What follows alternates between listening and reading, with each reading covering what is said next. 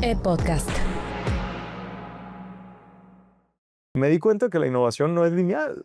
Sí. Hay que promover la innovación para que suba la marea, para que levante todos los barcos, pero no estás seguro dónde es el punto de partida y dónde es el final. Simplemente sabes que va a ayudar. Entonces dije, si yo me puedo convertir en catalizador de la innovación en servicios financieros, no estoy seguro exactamente cómo, pero sí sé que vamos a mejorar la calidad, el acceso, etcétera. Y hay industrias como la educación, la salud, los servicios financieros que son indispensables. Y si les mejoramos la cara a estas industrias, reducimos el costo, elevamos la calidad, le mejoramos la vida a quien más lo necesita. Entonces dije yo, lo mío, los servicios financieros, ahí me voy a enfocar a catalizar innovación. Entonces, pues hicimos alianzas con 4 o 5 startups, con Facebook, no sé qué, y pegó con tubo. Y también es un entorno tan meritocrático que pues yo he visto gente entrar a nivel junior, mid, senior, en un año cada progresión. Yo nunca he visto eso en ningún otro lugar del mundo. Y no importa si tienes la edad que tengas o el género que tengas o lo que sea, si tú entregas resultados, creces. Mientras que eso en la banca, que es un entorno así medio jerárquico, medio old school, pues, muy raro verlo, ¿no? Pero eso también atrae cierta crítica, porque la gente que no está remando tan duro como los demás, pues les damos las gracias. Y nos dicen, uy, qué despiadados, no se tocan el corazón. No, sí nos tocamos el corazón con los que sí van remando, porque no están para andar cargando a los flojos de atrás. En Revolut a nivel global yo creo que seremos un poco más de 10,000. ¿Y acá en México? Seremos como 100 y pocos. Y en una clase estábamos leyendo un texto del Premio Nobel de la Paz 2006, Mohamed Yunus. Ajá. Y dije, ¿cómo? ¿Microfinanzas cómo? O sea, espérame. Este señor le presta a gente pobre para que ponga un negocio y salga adelante y ellos le pagan el dinero. Entonces, ¿por qué estamos donando para aliviar la pobreza y programas del gobierno? O sea, hay que hacer esto. Claro que yo pensé panacea, ¿no? Sí. La vida no es tan fácil. No, claro. Pero dije, no, o sea, a esto me tengo que dedicar. Y entonces, eso quiere decir que eras idealista, es decir, querías cambiar al mundo. Sí, a ver. Crecí en un entorno súper religioso. Y yo eso no lo veo con malos ojos. Se me hace muy bonito que quieras hacer, pues, dar lo mejor de ti al mundo. Bienvenidos al Rodcast, conociendo personalidades de alto impacto que comparten historias de éxito con Rodrigo Pacheco. Hola, ¿qué tal? Bienvenidos al Rodcast. En esta ocasión, pues estoy muy contento porque pues Juan Miguel es un perfil, Juan Miguel Guerra, que hoy actualmente es el director general de Revolut. Espero haberlo dicho bien porque luego lo digo Revolut y entonces Revolut, perfecto. como se diga. Sí. Pero pues la verdad, Juan, ¿cómo prefieres, Juan o Miguel? Juan. Juan. Pues tienes un perfil bien completo, revisando, pues has pasado tanto por la banca tradicional desde el punto de vista de innovación, obviamente también nuevos jugadores, el que estás encabezando, y además, según he revisado, Polonia, obviamente Europa, el TEC de Monterrey, etcétera. Y quiero comenzar por eso. Primero saber qué estudiaste. ¿Cuánto tiempo tenemos? No mucho. Gracias por invitarme, Ro. Y qué manera tan bonita de decir que ando muy paseado. Sí, ya estoy un poco traqueteado. Llevo casi 20 años en esto de... Pero vas a ser muy joven, ¿estás de acuerdo? O sea, Sí, relativamente. o sea, para el sector financiero y para la carrera que tienes. Sí. Sí. Yo empecé una carrera que en el TEC se llama Licenciatura en Negocios Internacionales. El acrónimo es Lean. Y ahí te bulean diciendo que es Facilín. Entonces, empecé estudiando Facilín. Y no me alcanzaba. Y tuve una novia alemana que me presumía que en Alemania la universidad era gratis para todos. Y yo como, caray, ¿para todos? Y hasta años después entendí por qué. Como tienen tasa poblacional negativa, Claro. ellos reciben gente a los 18, los educan y esperan que se queden, les dan el pasaporte y generan para el país. Y me cayó el 20 años después. Y dije, oye, pues vamos a investigar eso. Y me di cuenta que te daban clases, o sea, podías hacer la carrera en inglés. Un año antes ya empezaron con bachelors en inglés.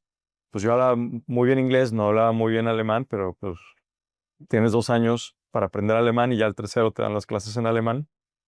Y decidí, era una coyuntura muy, muy particular en mi vida, pero ya decidí como a los 18, miren, yo aquí ya me quiero mantener solo, rascarme con mis uñas, y para bien o para mal, que sean mis decisiones y ser capitán de mi barco. Entonces me fui de mi casa a los 18 y me fui a estudiar a Alemania.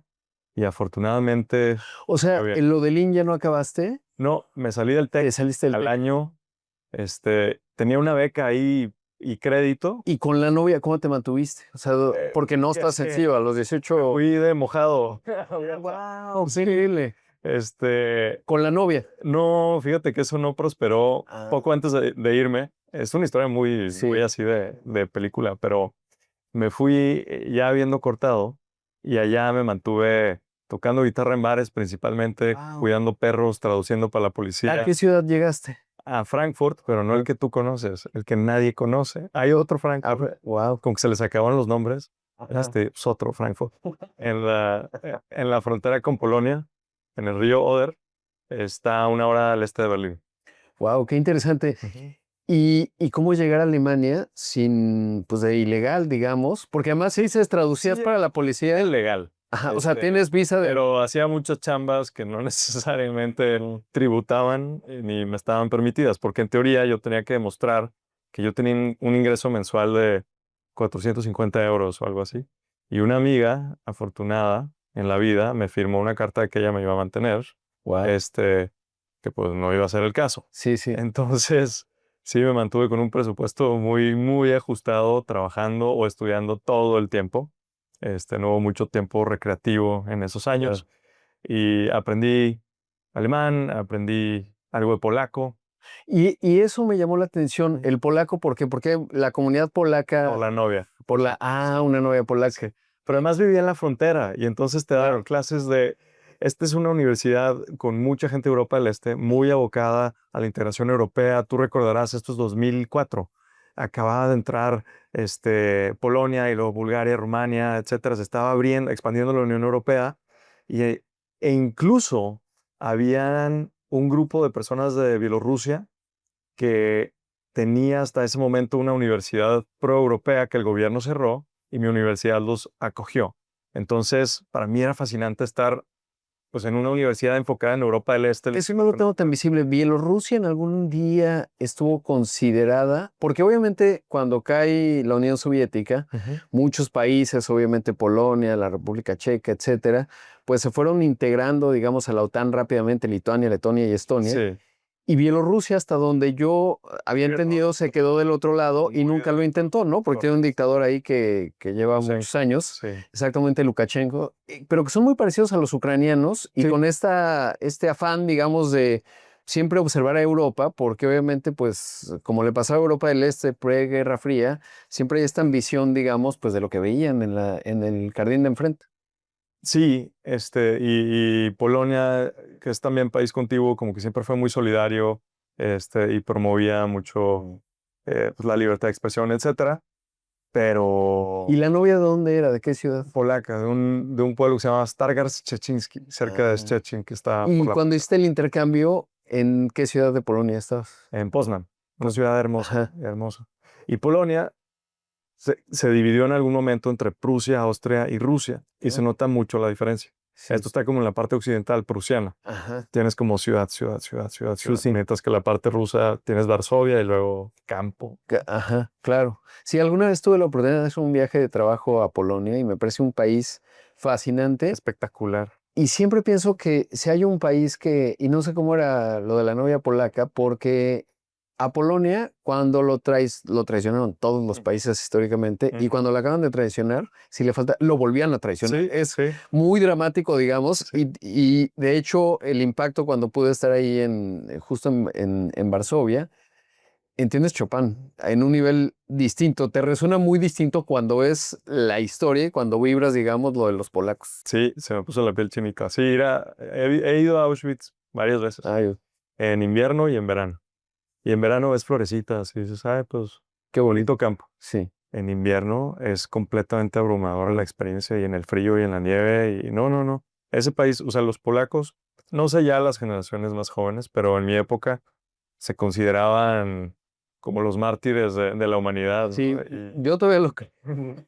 pues es que hay cosas muy feas en Sí, muchos sí. lados, no nada más, Sí, ¿no? bueno, es cierto. Incluso aquí no tan lejos, Sí, incluso hoy, ¿no? ¿Cuánta gente en México no vive presa del sí. miedo y el abuso?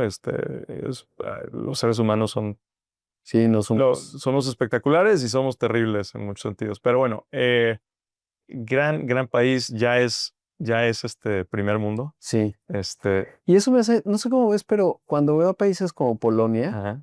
me da esperanza de lo que podemos hacer en México. Es que el PIB per cápita estaba a la par cuando yo estaba ahí. Exacto, ¿no? claro. Entonces, claro, están en la Unión Europea, etcétera, Sí. pero son súper disciplinados, organizados, Estado de Derecho, institucionales, etcétera.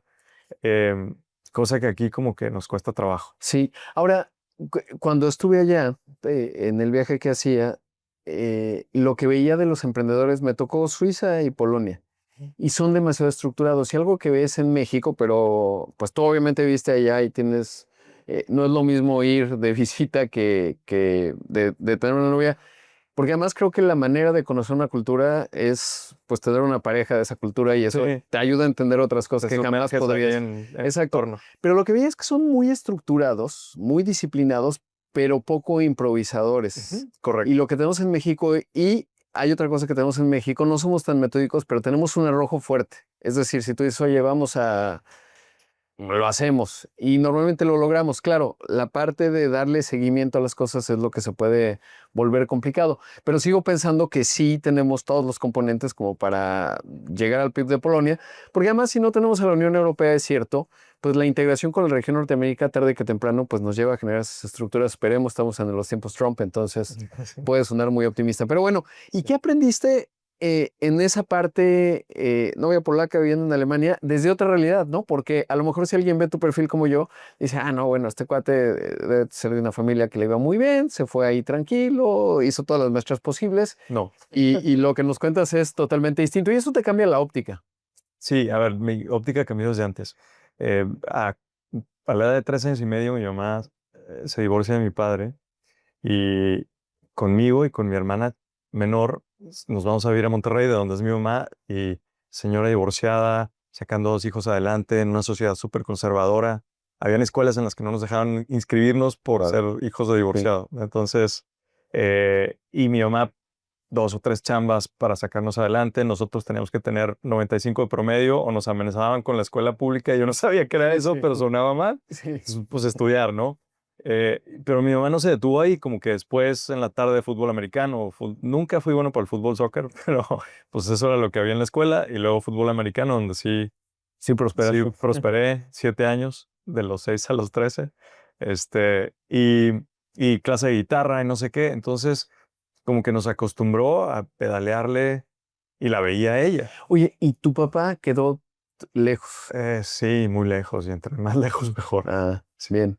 Qué interesante. Y entonces, bueno, pues ya tenía esta cultura de resolverte, porque puedo entender eso, no viene al caso hablar de mi biografía, pero te das cuenta que no hay un responsable de ti, sino tú. Y eso te cambia la perspectiva cuando tomas aventuras, por ejemplo, estás en Frankfurt el otro, digamos, y si te metes en un problema, sales tú. O sea, no es que puedes levantar el teléfono y... Es una historia, digo, es una telenovela. Sí.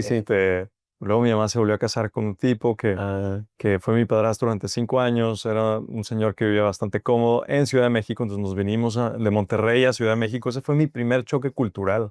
Claro. A una escuela más fresa. ¿A cuál llegaste? Al Tomás Moro, en Coajimalpa. Sí. Súper escuela. Pero para mí eso fue un choque cultural profundo. Sí. Empezando porque el acento, y allá un acento súper fresa, y para mí era como un antivalor ser snob, y ahí ya pues a los 13 años, pues, jovencitos que querían demostrar el poder adquisitivo de sus papás, y navegar eso como que me agarró un poco. ¿Y cómo forjó tu identidad? ¿En términos de qué? Porque te lo pregunto desde este lugar. Normalmente eso puede generar una resistencia y decir, yo me voy en solitario con respecto a esta sociedad que no tiene sentido conmigo. Fue justo lo que sucedió. Meritocrático. Pero eso luego pues tiene su complejidad porque pues es el momento en donde empiezas a ser amigos. Sí, totalmente de acuerdo. Como que en algún momento dije, oye, prefiero tener un amigo de verdad que 10 de mentiritas. Claro.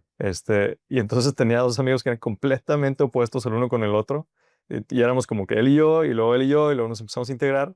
Y eso fue la secundaria. Fue una etapa muy dura, porque yo traté de ser fiel a mis principios durante esa época, y nunca me dio por fumar. Sí, le entraba a los tragos, pero al día de hoy nunca he fumado. O sea, un par de veces, pero no asumí el mal hábito. Y pues eso te da un poquito como que me mantuve firme en mis convicciones, pero no fue fácil. Y ya en la prepa como que se empieza a aligerar la cosa, y, y veían como que otros pequeños grupos empezaron a ver que teníamos buena dinámica de amigos, se empezaron a incorporar, y ahorita somos un grupo como de 20 hermanos con sus parejas que, wow, es un sueño que pues ya mis hijas jueguen con ellos y convivimos todo el Oye, ¿y tiempo. se pudieron mantener? Porque eso es interesante. Digo, ahorita vamos a la parte también financiera y Revolut y todo lo demás, pero eh, uno va viviendo amigos por etapas, ¿no? Y Ujú. cuando empiezas con amigos muy jóvenes, por lo menos lo que he ido descubriendo es que a veces pues van cambiando, las prioridades van Sí. divergiendo y se convierten en grandes amigos de una época, pero ya no son asimilables necesariamente a otras, sobre todo cuando alguien como tú, pues vas bien rápido y cuando estuviste en Frankfurt, pues a lo mejor ya no los viste tanto, ¿no? Y se van alejando. ¿Cómo fue eso? Y que hoy sigan siendo 20 todos juntos. Sí, no, la mayoría de ellos nunca vivieron mucho tiempo fuera de México, entonces como que siguieron en su dinámica, mientras que yo me he pasado 10 años en Europa. Entonces, yo conozco su mundo, ellos no tanto el mío, y eso a mí como que me dolía, me sentía un poco solo, pero tengo mi grupo de amigos de allá, mi grupo de amigos de acá, ahora mi esposa es de Rumania, nos conocimos en Londres cuando vivía yo allá, y nos casamos allá y los mexicanos compraron sus vuelos, pero luego COVID, entonces pospuso 2 años y ya no podían comprar otro vuelo, no sé qué. Al final casi nadie de México llegó, más que mis más cercanos amigos, dentro del grupo cercano de amigos, pero llegó un montón de gente de Europa y verlos convivir fue súper divertido y sí, de repente hay pequeñas ventanitas en la vida en las que puedes empalmar estos grupos, pero en general tienes grupos distintos de distintas épocas e incluso tengo amigos de la primaria que seguimos siendo muy amigos y ya con vidas muy diferentes. Claro. Oye, y bueno, y entonces estabas en Alemania, te gradúas allá y ya estabas metido en el tema financiero, es decir, ¿cómo descubriste Ah, esa qué buena vocación? pregunta. Yo te estaba diciendo que la universidad estaba muy enfocada en Europa del Este, daban clases de polaco gratis y como mi novia era, pues más me valía, Sí. no tenía excusa y regaladas hasta puñadas. Dificilísimo. Es difícil. Sí, es similar al ruso, es un idioma eslavo. Este, y en una clase estábamos leyendo un texto del Premio Nobel de la Paz 2006, Mohamed Yunus. Ajá. Y dije, ¿cómo? ¿Microfinanzas cómo? O sea, espérame. Este señor le presta a gente pobre para que ponga un negocio y salga adelante y ellos le pagan el dinero.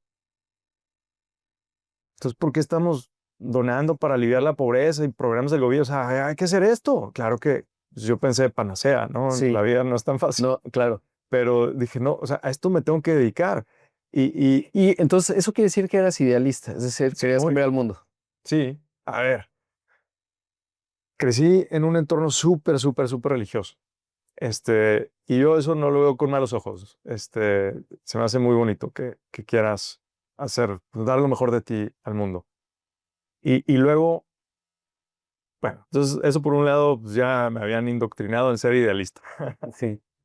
Mi mamá, pues una familia muy católica y muy, muy espiritual, tratando siempre de dar lo mejor de sí al mundo. Y luego pasé por unas épocas traumáticas en las que mucha gente nos ayudó. Y, y bueno, si tuviéramos unos mezcales te contaría más, pero este, eso me hizo en algún momento sentirme con una vida. O sea, mi primer invierno en Alemania, completamente solo, en Navidad, con una cerveza así, escuchando una canción triste en repeat. Y qué duro que me pasó todo esto, no sé qué, porque a nosotros somos gente buena, nunca le hicimos nada malo a nadie y nos pasó toda esta desgracia. Y después de un ratito me di cuenta, oye, no, espérate. O sea, al final del día mucha gente te ha ayudado y pues tu mamá está bien dentro de todo y tu hermano también. Y cuántos mexicanos no hay que no tienen gente que los pueda ayudar. Cuántos mexicanos no hay que trabajan más que tú y no pueden darse el lujo de estar en Alemania, pues trabajando en bares y lo que tú quieras, pero en Alemania y aprendiendo y no sé qué. ¿Qué vas a hacer tú al respecto? ¿Por qué la vida te dio esto a ti? ¿Y cómo vas a hacerte digno de esto que has recibido? Entonces o sea, esa Sí. pregunta me tocó 2 años buscando, porque a mí sí, no porque a mí me fue mal, sino porque a mí me fue bien hasta ese momento y qué iba a hacer al respecto. Y como que buscando una causa a la cual dedicarle mi carrera. Entonces cuando vi esto, dijo, o sea, me hizo clic porque dije, esto es financieramente sustentable y además estás ayudando a la gente, esto quiero hacer, porque el gran conflicto que yo tenía con la filantropía es que dependes de generar dinero y a veces esa generación de dinero destruye valor social y o ambiental para luego regalar una porción, pero pues entonces la ecuación Sí, no cuadra. no cuadra. Y además, sí, y sigamos, lo que pasa es que coincido mucho y hay una reflexión ahí de por medio en términos de, pues siempre, y a veces lo he pensado, porque también tengo grados de idealismo, pues dices, oye, y si mejor me hubiera hecho Warren Buffett, digo, no es tan fácil, y luego ya donas todo tu dinero, ¿no? Habrás visto que ahora Bill Gates está diciendo, pues voy a donar mi fundación $200,000 millones y creo que sí va a ser una diferencia interesante cuando te pones en el difícil proceso de generar valor con ese dinero, ¿no? Que Sí, si es que lo logras. hay todo un movimiento filosófico que se llama Effective Altruism, que ha estado muy ligado con los Crypto Bros. Exacto, con Sam, que Sam Bankman-Fried, exacto. sí. Y yo coincido en gran medida con mucho de lo que, o sea, viví bajo esos preceptos por unos 4 años de mi vida, cuando no tenía dinero, pero más en el entendido de si yo dedico mi carrera a generar impacto, no tengo que estar donando. Claro. Entonces, pues me enamoré de esa idea. El día que me gradué, Alemania, muchas gracias. Ahí se ven, oye, tu pasaporte. No, yo me voy a México a ayudar a la gente a salir adelante. Muchas gracias por todo. Les agradezco. Y sí me siento en deuda con Alemania. Algún día algo Sí. tengo que hacer. Es más, llegó un momento que no tenía para comer y fui a Caritas, que ahí hay católicos, y me dieron un donativo de 60 euros que no les he pagado. Entonces Claro. Saca el interés compuesto. Sí, ¿no? exacto. Oye, perdón, ya, gracias, Toby. Claro. Sí. Entonces tengo esas 2 deudas. Son las únicas deudas que tengo. Regreso a México y yo así todo idealista con mi playera del Che Guevara, ¿no? Y Ajá. alguien me dijo, o sea, eso de las microfinanzas está bien, aquí no existe. Ya existía, Compartamos ya había Sí, arrancado, ya ve. pero yo no los ubicaba, no, y me dijeron, ¿por qué no vas allá a Banamex? Están montando el equipo de pequeñas empresas. Y ahí me dio la oportunidad Javier Hernández Tagle, que en su momento fue el director de PYME, cuando prestaré a las pymes en el 2007 era herejía, ¿no? Todas quiebran, no te pagan, no sé qué. Bueno, pues empezamos con esa locura y hoy ese negocio es del tamaño del negocio de tarjetas de crédito y pues ayer se firmó el acuerdo que ya vimos todos. Entonces para mí es muy satisfactorio ver que aquello a lo cual yo aboqué mi primer trabajo, hoy está cobrando la página principal. ¿Y qué es el punto ciego? Porque picar esa piedra no es sencillo y como dices, pues tasas de mortalidad Sí. a 2 años, el dato es abrumador, mucha informalidad, no hay puntos de datos. ¿Cuál es el punto ciego que descubrieron en abrir ese mercado? Ni siquiera, no era que fuera así una gran revelación. Lo que pasa es que dentro de ese universo, pues hay los que sí son formales, los que llevan varios años operando, etcétera, y les aplicas la misma mecánica que una tarjeta de crédito. Claro. Ves los flujos, se les origina negociazo. Y así, sin mucho cambio, es como seguimos operando hoy. Oigan, pues ya tenemos tecnologías más avanzadas que nos permiten llegar a la siguiente, el año, ¿no? Y así te vas. Oye, Es un reto tecnológico y de competencia. y entonces ya estabas en Banamex en esa Sí. parte y luego cómo llegamos a Londres. Ahí te va. Entonces, de Banamex, PYME, luego me fui a un fondo muy bonito de microfinanzas. Nosotros financiábamos microfinancieras y SOFOMES que le prestaban a pymes. Bajábamos fondos de OPIC, del Banco Interamericano de Desarrollo, etcétera. Padrísimo. Era como investment banking para ayudar a la gente a salir a la precioso. Pero me cae la beca del gobierno británico, Chevening, para estudiar la maestría en Inglaterra. Aún así no me alcanzaba. Vendí todo lo que tenía. La guitarra. Todo eso no, porque eso me pagó la carrera y luego me pagó la maestría. Siempre, y es un gran tema porque si sabes tocar un instrumento en cualquier lugar del mundo, puedes prosperar. O sea, es decir, Te mantienes. te mantienes. O sea, siempre habrá un bar que requiera un guitarrista, ¿no? Sí.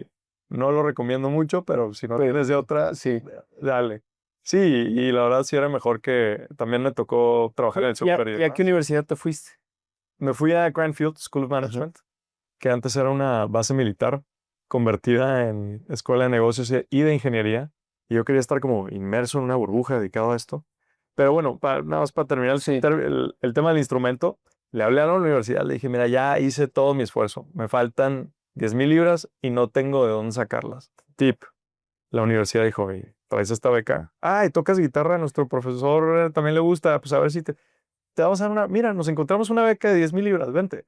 Wow. Ok, entonces la guitarra me pagó gran parte de mis estudios. Nunca vender la guitarra, reitero, es nunca. buena idea. Jamás, es la mejor inversión que he hecho en mi vida.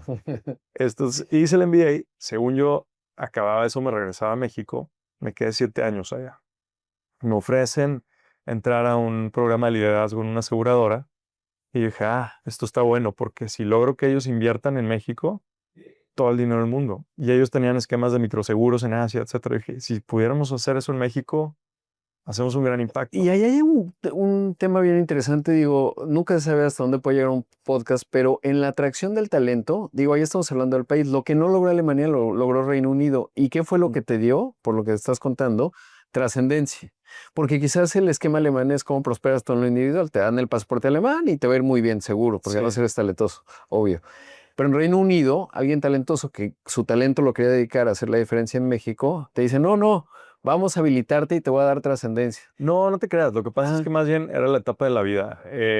O sea, yo a la universidad como que crees que te gradúas y eso es lo importante y luego ya como que la chamba iba a estar, ¿no? Pero cuando haces un MBA, la gente está buscando un trabajo 6 meses antes y te estás preparando, ¿no? Entonces ya traía como que esa dinámica de, pues me voy a foguear y a ver qué cae y a ver qué pega. Picó esto. Y entonces la beca que me dieron implicaba regresar a México. Yo les escribo, oigan, pues me dieron esta beca, mi plan era regresar a México, pero me está surgiendo esta oportunidad, ¿qué opinan? Y dijeron, sí, suena bien, tómala, y luego hablamos. Ok. ¿Eso fue Banamex? No, eso fue el gobierno británico. El gobierno, claro, la del... Sí, claro. Entonces, bueno, pues les agradecí, me metí a la aseguradora y me aburrí como una ostra. A ver, tuve la ventaja de, sí, tuve la ventaja de conocer un poco de Asia, nos trataban súper bien, convenciones y demás. Y bueno, una vez fue mi mamá a mi oficina y pues yo tenía vista de ahí al río Támesis y mi mamá ya como ¿Cuántos años tenías? 27. Wow. Así como ya mi hijo por fin ya está. Lo logró. Lo logró, ¿sí? ¿Y tienes hermanos? Una más chica. Una más chica. Sí, es periodista de hecho. Wow. Es una crack. Vive en Nueva York y tiene quién sabe cuántos Emmys y pivot y está... ¿Y de periodismo de qué? Ella hace, pues mira, es periodismo en general, creo que hace investigaciones documentales, es productor, producción. Sí, ella no está enfrente de la cámara, está detrás. Y bueno, lo hace muy bien. Entonces, le ha echado muchas ganas. Bueno, pero estamos en Londres. Estamos viendo Y yo dije, esto es demasiado cómodo.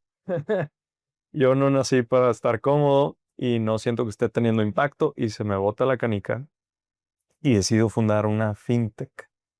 Esto es 2012 en Londres. Sí. Haciendo primero crowdfunding y luego financiamiento colectivo para ayudar a gente a pagar sus estudios. Dije, yo siempre batallé con esto se puede resolver con un poquito de tecnología, hagámoslo. Cometí todos los errores, yo estaba súper verde, ser emprendedor no era nada cool. Sí. No. Una ronda así, levantaste un dineral, era 1 millón. O sea, no había nada de lo que hoy existe. Y estuve como 2 años sin sueldo, viviendo ahí en un departamentito compartido con... ¿Y con quién hiciste ese emprendimiento? ¿Tú solo? Sí. Hasta que ya le empecé a agarrar la onda y nos empezó a ir bien y nos aceptaron varias aceleradoras. Y entré a Wayra Unlimited, que era Wayra, la aceleradora telefónica, con Unlimited, que es una fundación que apoya a emprendedores sociales. Y no, fue hermoso porque además ayudé a chavos que estaban pasando por cosas como las que yo vivía en Alemania o en Inglaterra y fue muy, muy satisfactorio. No era muy profesional, la verdad. Sí. O sea, un cuate venezolano que a los 19 tuvo que salir de su país, llegó a meserear y era brillante programando. Lo aceptaron en un curso de programación de 3 meses. Si tan solo pudiera hacer ese curso, estaría ya del otro lado y ganando un dineral, pero pues no podía dejar de meserear porque no podía dejar de pagar la renta. Le dije, vente a mi casa, güey. Tengo un sleeping bag, te casa de cuarto y lo resolvemos. Y se quedó a vivir en mi casa 2 meses. Y ya emprendió el vuelo, le va súper bien. Mario, ¿qué pasa? Qué increíble. Pero bueno, fue súper bonito.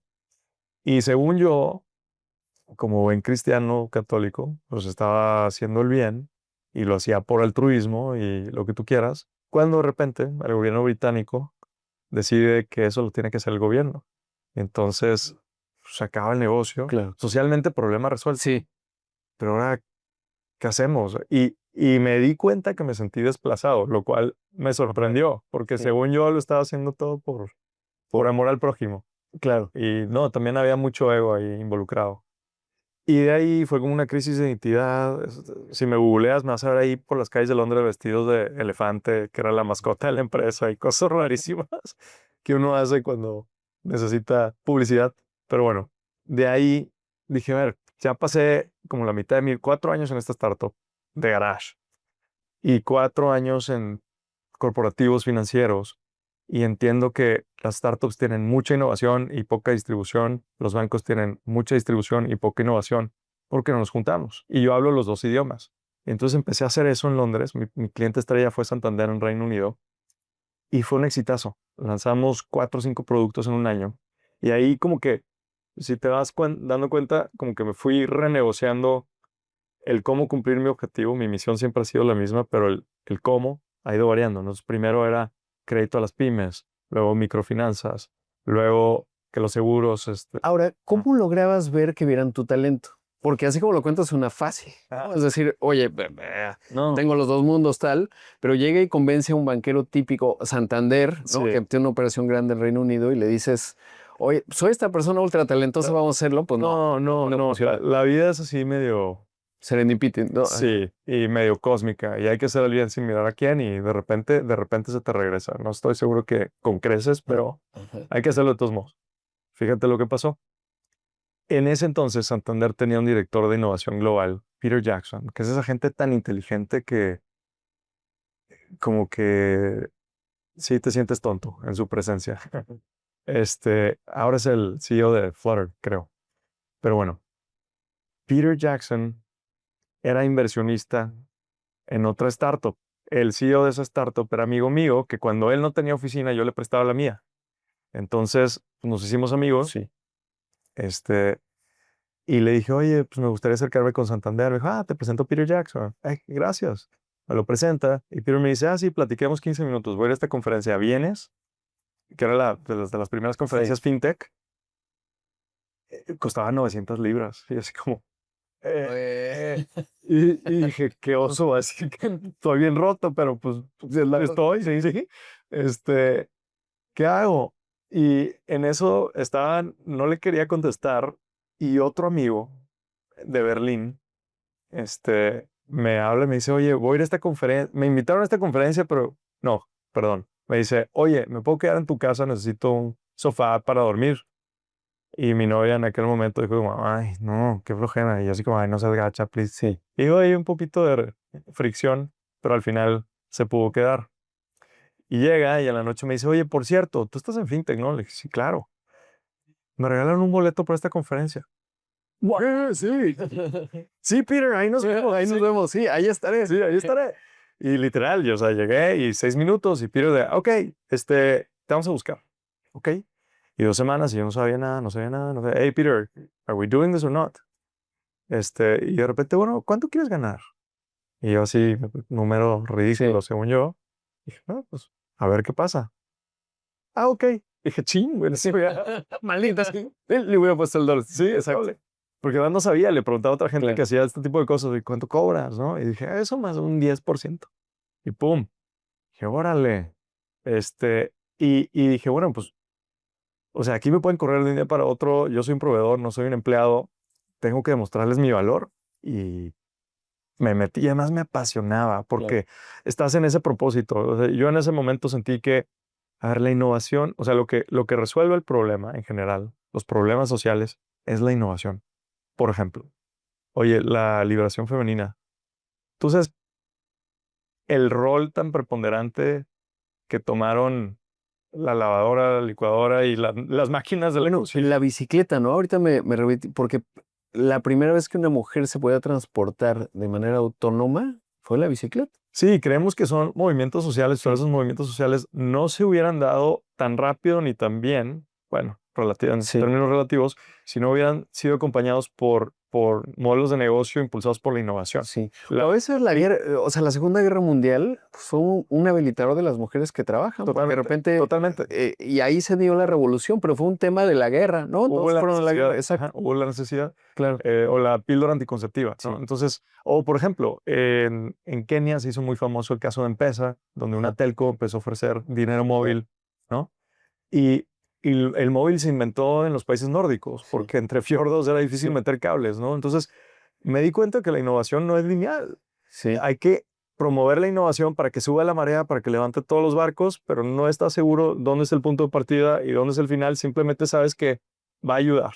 Entonces dije, si yo me puedo convertir en catalizador de la innovación en servicios financieros, no estoy seguro exactamente cómo, pero sí sé que vamos a mejorar la calidad, el acceso, etcétera. Y hay industrias como la educación, la salud, los servicios financieros que son indispensables. Y si les mejoramos la cara a estas industrias, reducimos el costo, elevamos la calidad, le mejoramos la vida a quien más lo necesita. Entonces dije yo, lo mío, servicios financieros, ahí me voy a enfocar a catalizar innovación. Entonces, pues hicimos alianzas con 4 o 5 startups, con Facebook, no sé qué, y pegó con tubo. Ahí me hice buena reputación y conocí a Rodrigo Curi. Rodrigo Curi estaba en Madrid, yo estaba en Londres, y Peter Jackson nos dijo, hey, conózcanse, son mexicanos, hagan travesuras. Y en eso City llama a Rodrigo Curi a volverse Chief Digital Officer de Banamex, y él me invita a regresar a México, y ya sabes por dónde me llegó. Tu país ya te Ya te llama, exacto. y pues se le tomé la palabra. Entonces, 2017 vuelvo a México, octubre, empecé ahí en Banamex. Fui director ejecutivo de innovación 2 años y medio.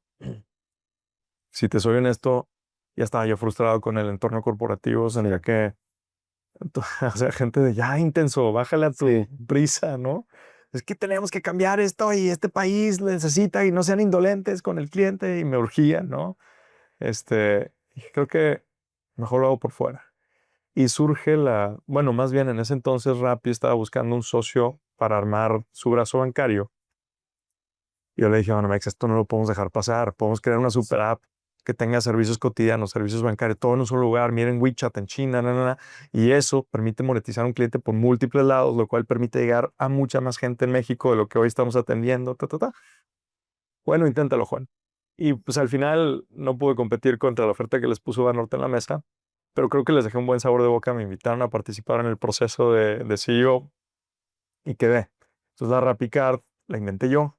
Fue mi primer bebé y la sacamos pues, con un equipo muy dedicado y muy talentoso después de Sangre, Sudor y Lágrimas. La sacamos en pocos meses. Se retrasaba. Les dije, el 25 de enero es mi cumpleaños, la vamos a sacar. Y la sacamos ese día y se rompió todo. Sí, pero salió.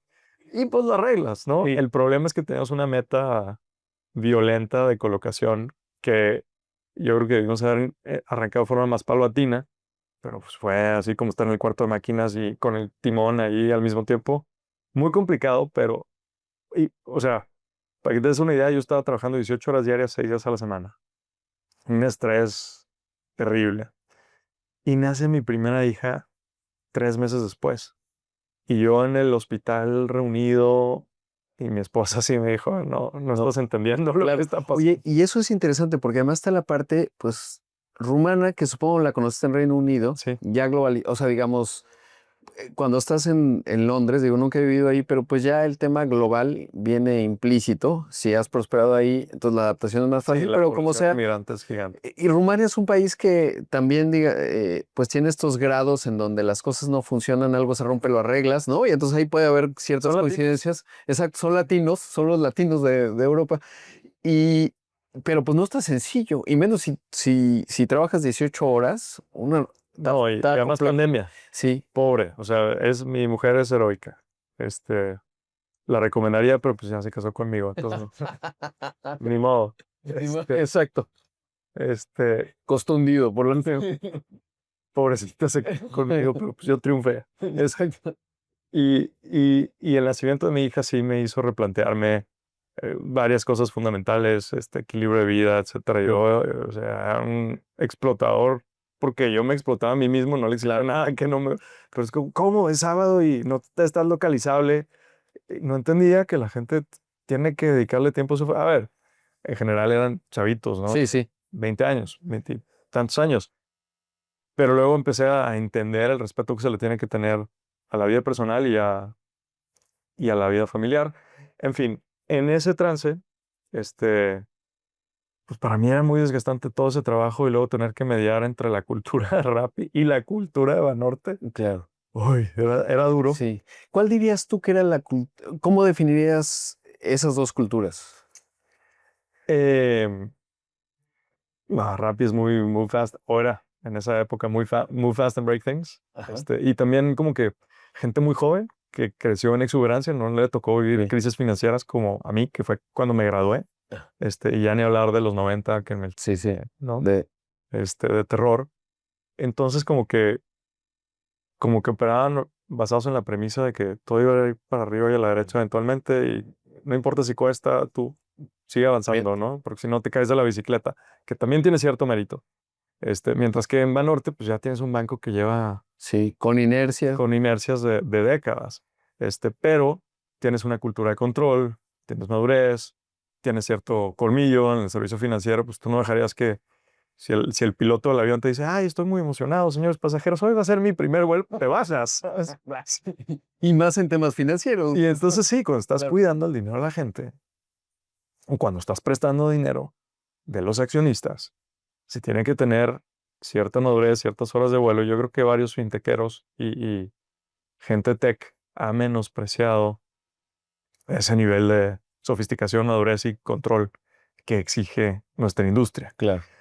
Y no te creas, yo creo que cuando entré a Revolut también me tocó ver a mucha gente muy tech. O sea, a nivel tech de clase mundial, pero a nivel banca, verde zona. Ajá. Y me tocó ser un poquito, que yo siempre había sido el pirata disruptor en Banamex, ¿no? Y ahora de repente eras el custodio, digamos. Llegando la correa. Sí. Muchachos. Oye, ¿y cómo fue la parte de Revolut? Digo, ya entiendo el punto de contacto con Londres. Sí. Evidentemente, Sí. eres un talento visible. ¿O No. fue también Serendipity? Sí, total, en alguna época gané vestido de elefante, gané un concurso.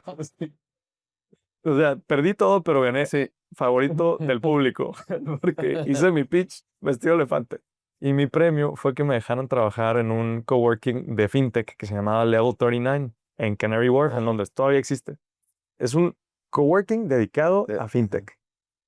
Y la empresa más exitosa en pasar por ahí ha sido Revolut. Y empezaron cuando yo estaba ahí. Wow. Entonces los vine a hacer. Y dije, ese producto está padre. Y yo fui de los primeros usuarios. Entonces, usaba el producto, me encantaba el producto. Cuando regreso a México y ya no tengo visa británica, me lo cancelan. Pero yo conocía muy bien el producto. Y Revolut había intentado entrar a México con una estrategia que creo que no había sido la correcta. Y a través de la embajada contactaron conmigo cuando yo estaba en Banamex a ver si podíamos hacer BIN Sponsorship, Banking as a Service, no sé qué. Y yo volteando el banco de cabeza Sí. a ver cómo trabajar con estos. Y ahí quedó un poco el contacto, pero decidieron que no era el mejor momento. Pasaron unos años y luego veo que publican que están buscando un director general. Si te soy muy sincero, yo dije, me voy a enterar qué está pensando la competencia. Voy a aplicar. Y ya como que en el camino me empecé a desencantar de acá, me empecé a encantar de acá, y me hicieron la oferta y yo sí pensé, es que este producto, si yo lo dirijo en la dirección correcta, me va a permitir cambiar esta industria y cambiar este país. O sea, es que lo que tiene es demasiado potente, no puedo desperdiciar esto. Por otro lado, ya habiendo entrado a Revolut, como ves, yo soy medio cabezón. Me di cuenta, o sea, de fuera ves como, ay, todo lo hacen perfecto. Y entras y es como ese que va al gym y tiene los brazos bien fuertotes, pero las patitas delgaditas y grandes. Entonces, ¿cómo es posible que a estas alturas del partido ese sea tu plan para México? No tiene ningún sentido. Bueno, pues para eso te contratamos. Dije, ok, pues necesitamos una licencia bancaria. ¿Cómo? No. Usa stablecoins o si quieres una IFP, pues chance, pero licencia bancaria tal, no, pues total, hice tal revuelo y México era tan insignificante en ese entonces que dijeron, dejaron. Y eso me gustaría brevemente, porque creo que le puede resultar útil al público. Dimensionemos Revolut. ¿Qué tamaño tiene? Perfecto. Porque de repente, como en México está nuevo, pues alguien lo está escuchando y dice, qué bueno. Una fintech. Una fintech. Sí, no. No. No, Revolut es quizás el banco digital más importante del mundo. tiene 50 y tantos millones de usuarios, principalmente en Europa. Es la app financiera más exitosa de Europa. O sea, ya lograron una velocidad de crecimiento allá que nadie los va a ¿Qué alcanzar. valor tendrá? O sea, digamos, 60 y tantos mil mil millones de dólares, dólares, sí. quizás. Creo haber leído una noticia por ahí, pero Sí. sin duda arriba de los 50. Estamos en 40 y tantos países y uno de los muchos servicios que ofrece, o muchas virtudes que tiene, es que puedes enviar dinero gratis al instante entre usuarios de cualquier país a cualquier país. Entonces yo dije, oye, ya operan en Estados Unidos. Si yo lanzo México, imagínate envíos gratis al instante entre México y Estados Unidos. 66 mil millones de dólares Sí. que hoy les cuesta a nuestros paisanos, según datos oficiales, por ahí del 5% enviar. Yo creo que es bastante más que eso, pero imagínate regresarle a nuestros paisanos 3,000 millones de dólares todos los años. Cambiamos México. Sí. Venga, vamos a hacer que esto funcione, ¿no?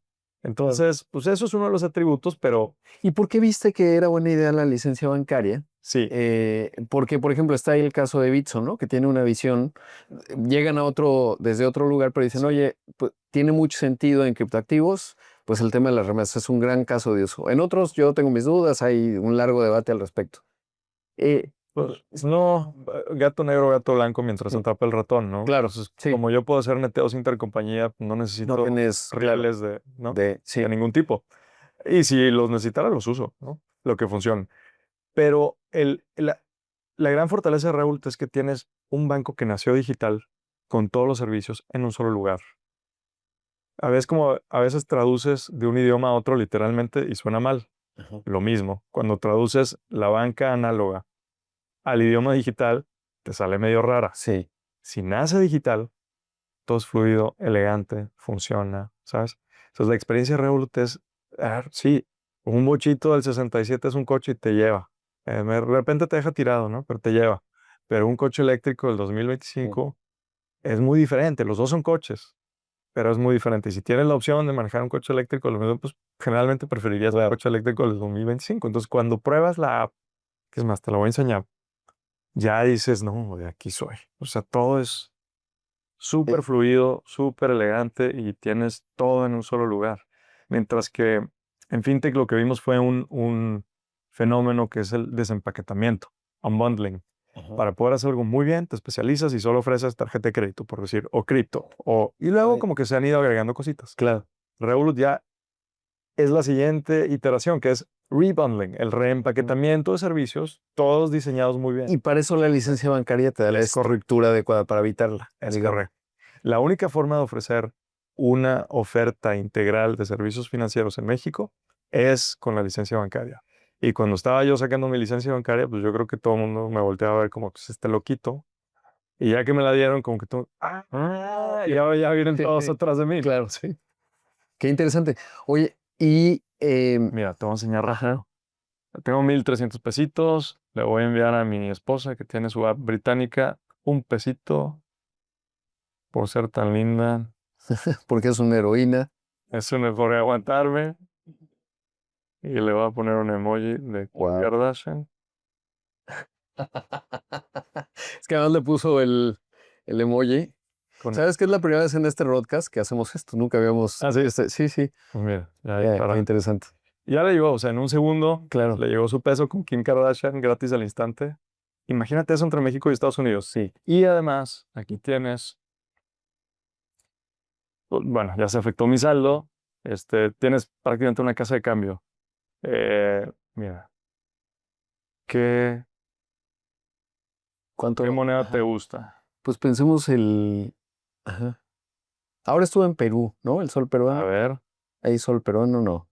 vamos a ver, puede ser que sí. No, fíjate que no. Ajá. ¿Dónde más tuve que me costó trabajo? Turquía, lira turca. Sí, órale. ahí. Listo. Entonces vamos a comprar 10 pesos de liras turcas. Aquí ves el precio en el tiempo, por ejemplo. Ajá. Wow. Ya hasta puedes poner. Oye, ¿y esto corre sobre los rieles? Ya está. Wow. Ya tienes tu saldo Ya tengo mis 19,79 liras turcas. ¿Cuál fue la comisión de eso? Casi nada. Casi nada. ¿Cuáles son los rieles sobre los que corre esto? Ajá. Análogos, bueno, Sí, sí. análogos, nada distinto a lo que no A lo puede que- utilizar la banca. No usamos cripto, Sí, sí. nada. ¿Y o sea, cuál es el secreto? Bueno, no es secreto. Es muy sencillo. O sea, esto era una mina de oro que ante la falta de competencia ningún banco quería tocar. Y justo la propuesta de valor original de Revolut. O sea, es que en México estamos mal acostumbrados porque afortunadamente Banxico cuidó esto e introdujo regulación que nos protege. Pero si tú tuvieras una cuenta bancaria británica y te vas a la Unión Europea y gastas con tu tarjeta, te van a cobrar 2 o 3% de todo lo que gastes. 2 o 3%. Sí, sí, sí.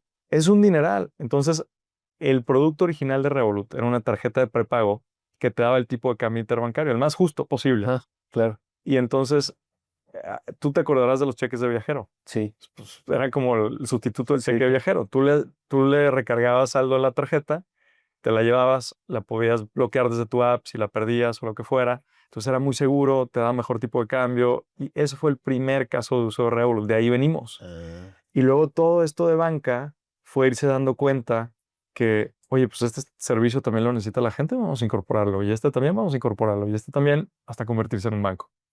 Qué interesante.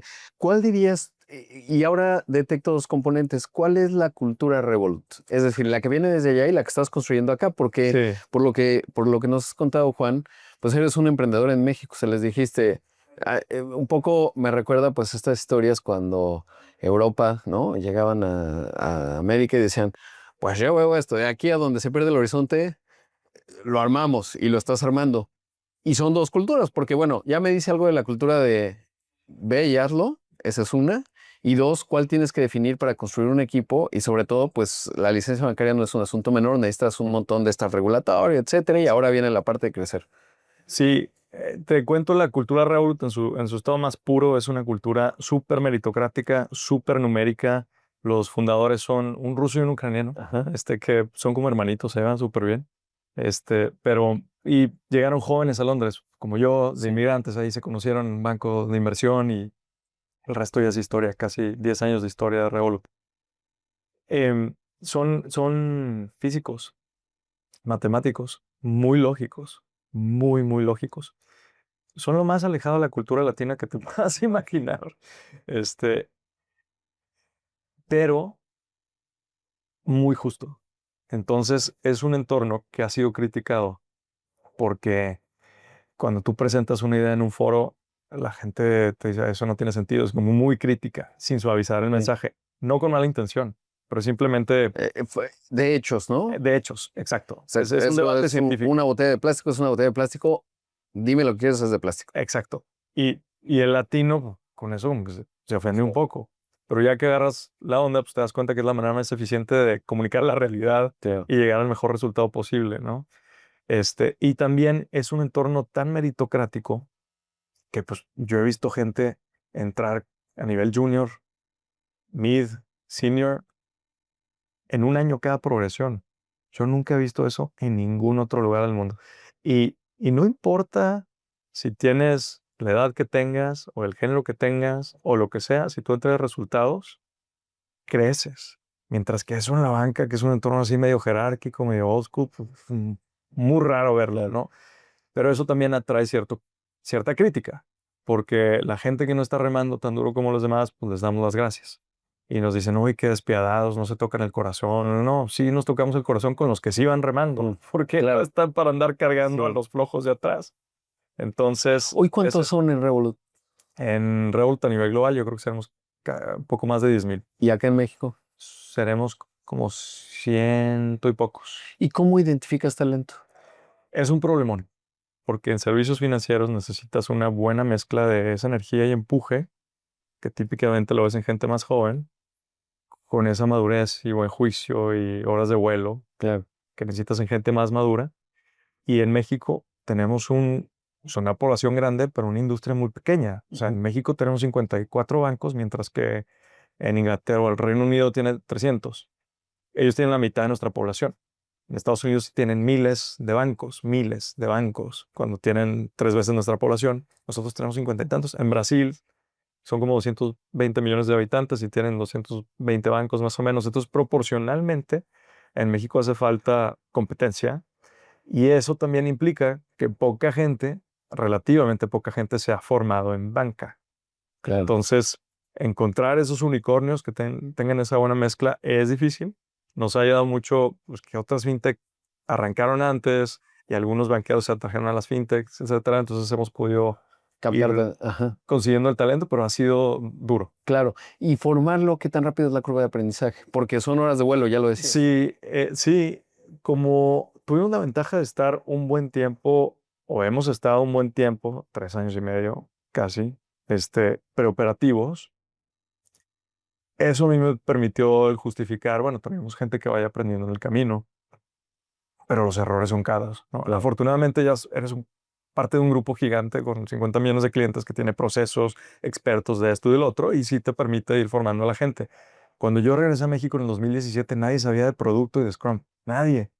Y hoy me enorgullece mucho, y yo acababa de aprender, Sí. creas que ya tenía mucho, ¿no? Pero me enorgullece mucho poder haber importado esa práctica y formado gente que algunos siguen trabajando conmigo, otros se fueron a Grupo Revolut en Dubái o en Londres, y a romperla por el mundo. Qué extraordinaria historia.